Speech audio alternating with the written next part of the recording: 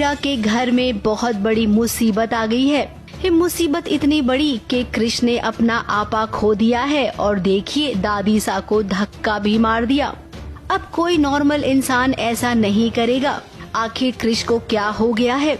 जैसा कि हमारे दर्शक सीरियल देख रहे हैं इन दिनों, उन्हें पता होगा कि कृष को जुआ खेलने की आदत लग गई है और एक बार जब जुआ खेलने की लत लगती है ना, तो घर बर्बाद हो जाता है। बस वही जब जरूरत होती है, बोलते हैं ना इंग्लिश में व्हेन पुश कम्स टू शव, तो वो ये नहीं देखते कि इतनी बड़ी प्रॉपर्टी है, लेकिन क्या है उसको हर तरफ से सब गुंडों ने कॉर्नर कर दिया है। उसको धमकी दी है कि मायरा को वो किडनैप कर देंगे अगर उनको, तो वो पागल हो गया। उसको समझ नहीं आ रहा कि मैं करूं क्या।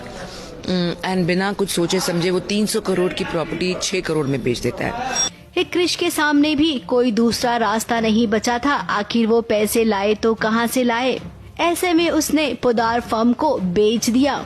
500 करोड़ की प्रॉपर्टी 5-6 करोड़ में बेच दी। इसी बात को लेकर घर में हाहाकार मचा। दादी सा को धक्का मारा। उसके बाद अरमान ने कृष की क्लास भी ली। खूब सारा डिशुम भी हुआ। अबीरा भी मौके पर आई, जिससे जो बन पाया उसने कृष को वो बातें भी सुना दिया। अब मैं तो उसको मारने जा रहा था, उसके पहले उसकी मम्मी ने उसको बहुत मारा। उसको मम्मी पूछ रही थी कि तुम मेरा बेटा है। उससे पहले मैं मार चुकी थी। अच्छा, उसके पहले हाँ, थप्पड़ मार चुकी सबीरा ने किया। बम फूटा है घर में, तो सबको पता ही है कृष ने फॉर्म बेच दिया है। एंड नाउ घर वालों को भी पता लगा है। एंड ये अपने आप में ही बहुत बड़ी चीज़ है कि फर्म को ही कृष ने बेच दिया जो इतने साल से वो संभाल रहा था।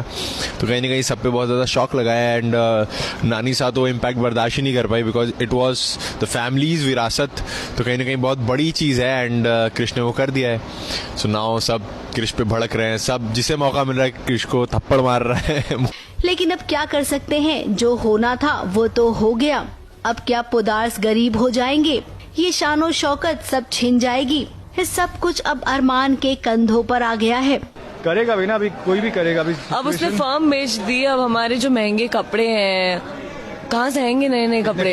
इतने जो फंक्शंस करते हैं हम, कहाँ से आते हैं ये सब कपड़े? पैसा कहाँ से आता है? इतना सारा खाना, इतना मेंटेनेंस करने का पैसा कहाँ से आता है? फर्म से। उसको बेच दिया उसने। और बेच दिया, उसका भी दुख नहीं है। मतलब बेवकूफी ऐसी कि 300 करोड़ की फर्म को उसने 5 करोड़ में बेच दिया। जितने उसको चाहिए थे और उतने ले लिया। अबीरा ने तो कहा कि मैं तुम्हारा साथ दूंगी, लेकिन इस बार अरमान ने कह दिया कि ये मेरी वजह से हुआ है, ये मेरी लड़ाई है और मैं इसे अकेले ही लड़ूंगा।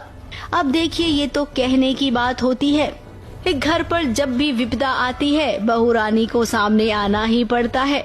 और ये तो अरमान आप भी जानते हैं कि अबीरा और आपका साथ एकदम पक्का है। ये दोनों मिलकर जब आपने जो काम किया है उसमें आपको सफलता मिली है और इस बार भी मिलेगी। मुंबई से विशाल शर्मा के साथ एबीपी न्यूज रिपोर्ट।